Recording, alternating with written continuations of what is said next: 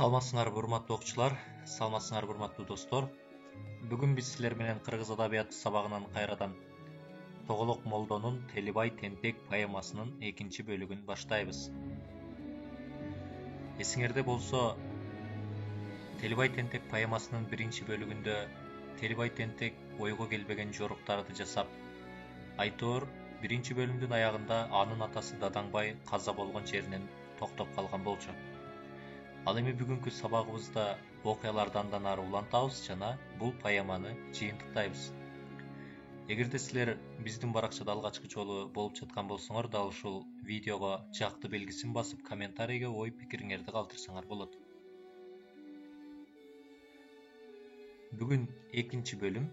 Адаттагыдай окуу китебиңерди ачып, текстин менен кошо биргеликте окуйбуз.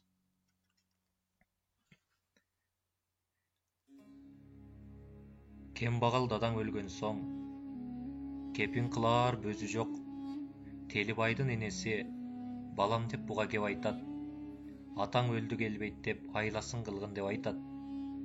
Кайрылып келбейт атаң жок, кепин кылар матаң жок. Кантип муну көмөбүз? Мындан башка капам жок. Эч деме менен оюң жок, конокко соёр коюң жок. Салпайган жинди кунуң жок, сатып алар пулуң жок. Кантип жерге жашырам, кара жанда тыным жок. Эч болбосо үйүңдө челпек кылар унуң жок. Элеңдебей жүгүрүп, эжең жакын барып кел. Кепин берсе кечикпей ылдам барып алып кел. Акыл салып кеп айтып, атаң өлдү деп айтып, эжеңе кабар салып кел. Эки агаң мында көр кассын, кантип булар тим жатсын. Ылдамыраак барып кел, эмне берсе алып кел. Энеке макул болот деп, Телибай кетти жүгүрүп, эрте өлгөн бир жан деп атасынан түңүлүп. Эжесине барды далдаңдап, Телибай Тентек кеп айтат. Арманың барып эжеке, атаң өлдү деп айтат. Эжеси туруп ыйлады, элинин баарын жыйнады. Атаң өлдү дегенде ыйлабай чыдап турабы? Мен келдим, эже өзүңө. Кулак салгын сөзүмө. Энем сага жиберди, алып кел деп силерди. Конокко соёр кой сурап, челпек кылар ун сурап, кеңеш кылып кеп сурап, кепин кылар бөз сурап. Энем мени жиберди, берсин деди силерди. Берериңди камдагын, бүгүн түштөн калбагын. Айтып сөзүн угузуп, Телибай турду темселеп. Бачымыраак кетсек деп айтып турду энтелеп. Эжеси анда кеп айтат. Азыраак токто деп айтат. Сарам жалын бүтүрүп, санжап кылып күтүнүп, койду саап алайын, сураганың берейин. Койду саап болгон соң, өзүң менен жөнөйүн. Азыраак сабыр кылгын деп, баланы ала тургун деп, баласын берди колуна, байкагын сөздүн соңуна. Эмчектеги жаш бала алар замат ыйлады, токтобостон көп ыйлап ыйлаганы ырбады. Телибайды мээнет чырмады. Басыл, басыл бөбөк деп, баланын башын сылады, сылап көрсө баланын былкылдап турат эмгеге. Жара чыккан экен деп, башка сөзгө келбеди.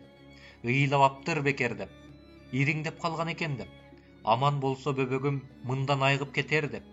Телибай Тентек шашпады, бала кетти баштады. Баланын мээсин ириңдеп алып жерге таштады. Мээси чукуп алган соң, өлүп калды баласы. Акылы жок Телибайдын акмактыгын карачы. Тынчы буктап калды деп ойлоп калды санаасы. Өлбөй бала калабы, өлөр жерде жарасы. Алаңгыча эжеси малын саап бүтүрдү. Малын саап бүткөн соң, бармак болуп күтүндү. Телибай Тентек кеп айтат. Эжесине эми айтат. Ириңдеп башы калыптыр. Ириңин алдым деп айтат. Акылсыз эже билбепсиң, жарасын байкап жүрбөпсүң. Жаман эже билбепсиң, жакшылап байкап жүрбөпсүң. Мына береги кара деп, жарасын эже кара деп, ириңин алып салган соң, уктап калды бала деп. Эжеси алса баланы, эч ак өлгөн жаны жок. Canı ketken balada betinde kızıl kanı жоқ. Телибай түпкө жеттиң деп, тентеги турбай кеткин деп, убалыма калдың деп, уят кылып салдың деп, эжеси ыйлап бакырып, эли журтту чакырып, Телибайды Кудай урду деп, темтейип карап турду деп, түбүмө Телибай жетти деп, түрү суук түгөңгүр, түгөтүп таштап кетти деп, балама кылды кесир деп, бала кетти кетир деп, жаш баламды өлтүрүп, бар беле менде өчүң деп, кейип ыйлап сөз айтып, кепин кылар бөз берип, челпек кылар un берип, конокко соёр кой берип, буларды берип колуна, Телибайды салды жолуна. Тентек Телибай не кылат? Байкаңар сөздүн соңуна. Жетелеп кою колуна, келе жатса жолунда, алдынан бөрү жолукту, акмак Телибай оолукту. Чубалжык куйрук көк чунак, бул Кудайдын ити деп, ити менен Кудайдын эч кимдин болбойт иши деп, жолумдан тосуп жүрүптүр, келээримди билиптир. Кудайдын ити күлүкпү, менин коюм күлүкпү. Билейин койдун чамасын, табайын иттин чарасын. Көрөмүн койдун өнөрүн, жарыштырып көрөмүн. Коюмдан бул өтпөйт деп, өтмөк турсун жетпейт деп, бөрүгө коюн жиберди, сынайын деп силерди. Кою кетти колунан, бөрү кууду соңунан, каргыш алуу Телибайдын келеби иши оңунан. Жеткен жерде карышкыр, койду басып жеп алды, бүгүн жолум болду деп, тоого барып дем алды. Жана Телибай жүгүрүп, азыраак жолго барганда, айылына жакындап, арасы жакын калганда, казандай кара кудукту көрө салды көз менен. Сүйлөп турду сөз менен, Кудайымдын казаны куру кайнап туруптур. Көргөн билген адам жок, көптөн бери куруптур. Унду буга салыш деп, чалгыч менен чалыш деп, ашты кылып бүтүрүп, анан үйгө барыш деп, эч демесин калтырбай, кудукка унду салыптыр. Агаласын кетирип, чалгыч менен чалыптыр. Азыраак болуп калды деп, армандуу болуп калыптыр.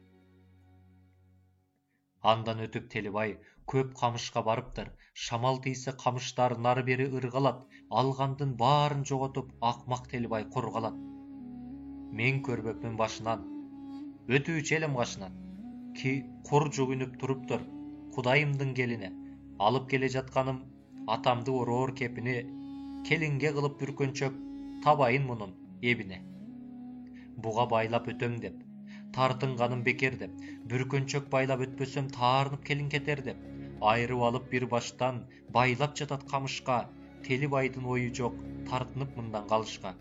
Баарын байлап бүткөн соң, жарашып калды келин деп, ушу кылган жумушум кеткени жок тегин деп.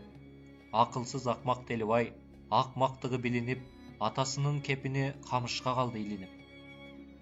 Адамда мындай заң болбойт, Телибайдай акмак жан болбойт.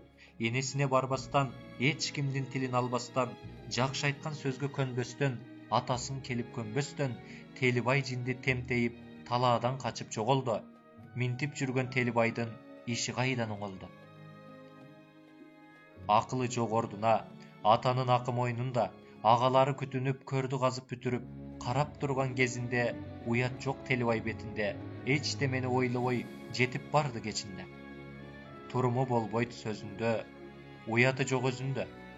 Анын арка жагынан эжеси барды алсырап, атасынын үстүнө баласы өлүп кансырап. Эл жыйынылып келишти, кошумча жардам беришти. Тапканыбыз ушу деп, Дадаңбайды көмүштү. Бул Телибай оңолбойт деп, дегеле адам болбойт деп, акыры бизди жок кылат, анан бизди койбойт деп, Телибайды алышты, алыс жерге барышты. Кийимин дырдай чечтирип, жылаңачтап салышты.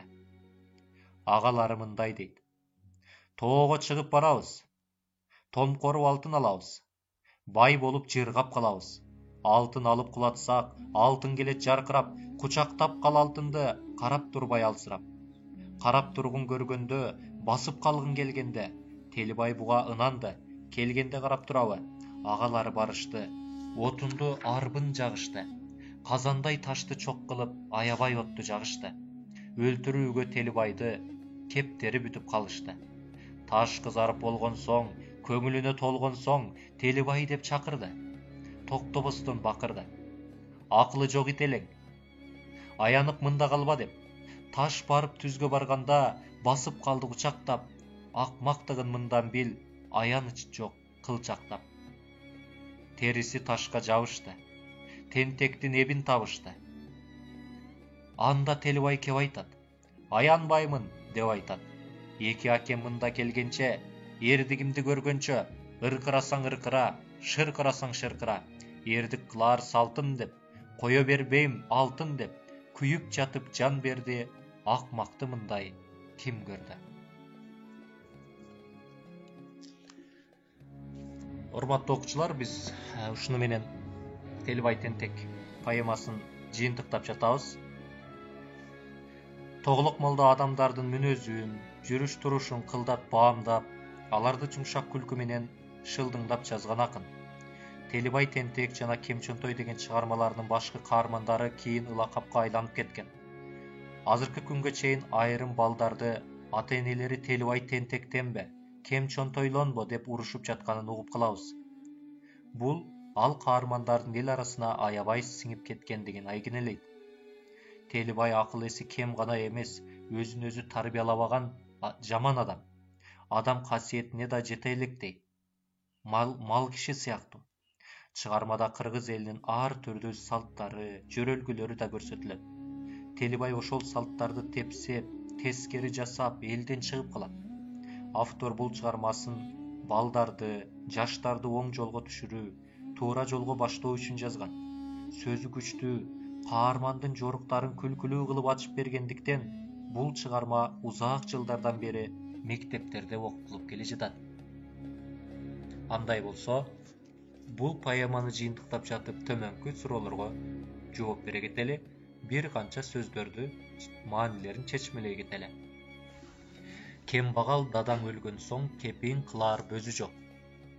Бул жерде кепин деген ак кездеме, шейшеп сыяктуу ак кездеме, кайсыл бир адам көз жумганда аны ошол ак кездемеге ороп анан жерге көмүшөт. А бул жерде бөз деген бул дагы материал, кездеме деген түшүнүктү берет.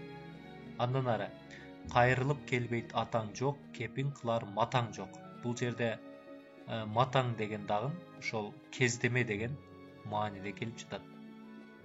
Эч болбосо үйүңдө челпек кылар унуң жок. Челпекти көрүп турасыңар. Сылап көрсө баланын былкылдап турат эмгеги.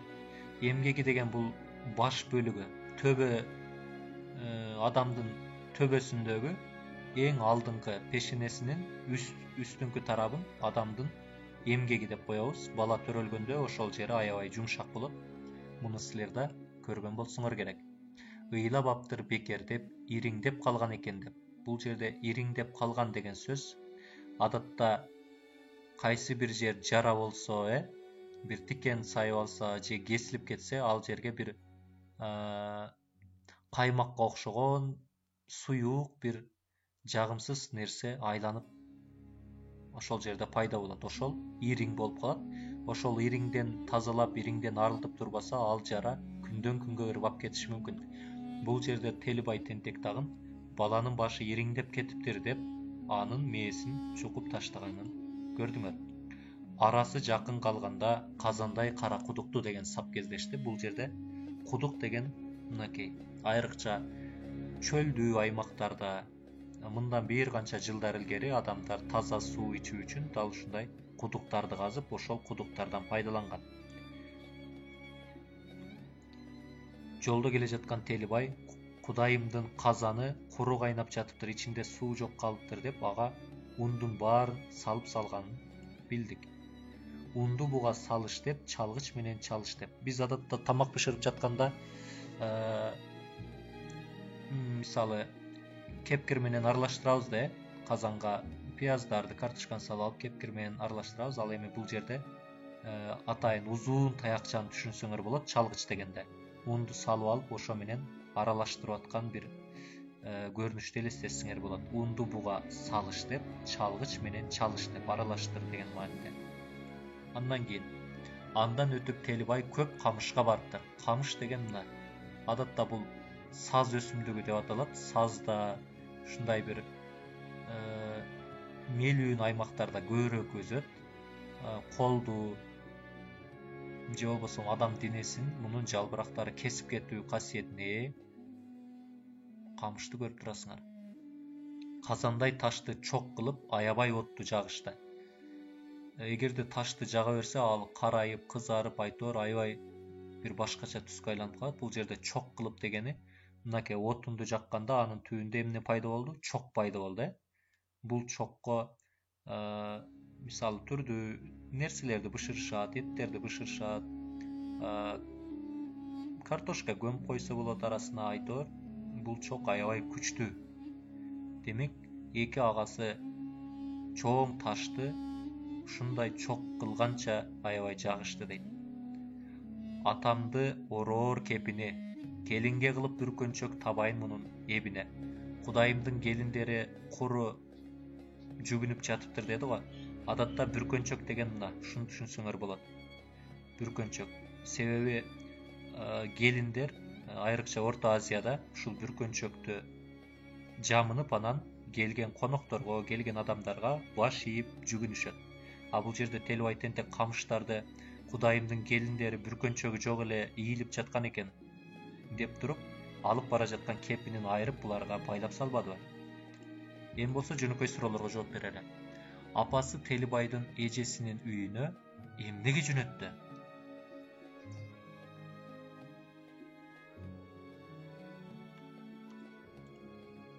Кой, уун, бөз алып келгени. Себеби анын атасы каза болуп калгандыктан челпек кылганга кой алып кел, сойгону челпек кылганга ун алып кел, сойгону кой алып кел, ороп көмгөнгө бөз алып кел деп жөнөттү. Телибай тентек эмне үчүн баланын мээсин чукуп таштады? Ириңдеп кетиптир деген түшүнүк менен, жаңылыш түшүнүк менен ал жолдо бара жатып коюн кантип жоготуп алды?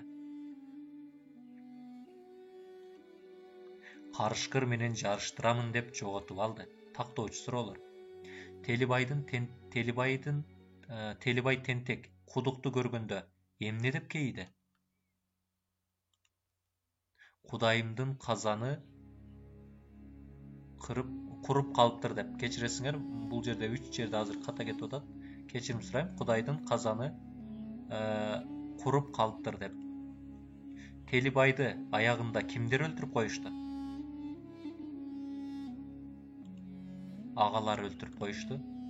Телибайды апасы эжесиникине жөнөтүп жатканда анын эки агасы эмне кылып жатышкан болчу? Көр казып жатышкан болчу. Көр дегенибиз бул адам каза болгондо ошону көмө турган жерди көр деп коебуз. Чечмелөөчү суроолор. Эмне үчүн Телибайды агалары өлтүрүүнү чечишти? Себеби ал акылсыз иштерди көп жасады. Телибайды апасы эмне үчүн кепин ала кел деп айтты? Дадаңбайдын жансыз денесин ороо үчүн. Телибай эмне себептен ак бөздү камыштарга ороп салды? Кудайымдын келини куру эле жүгүнүп жатыптыр деп. Урматтуу окуучулар, азыр болсо мен силерге чечмелөөчү жана практикалык 6 суроо узатамын.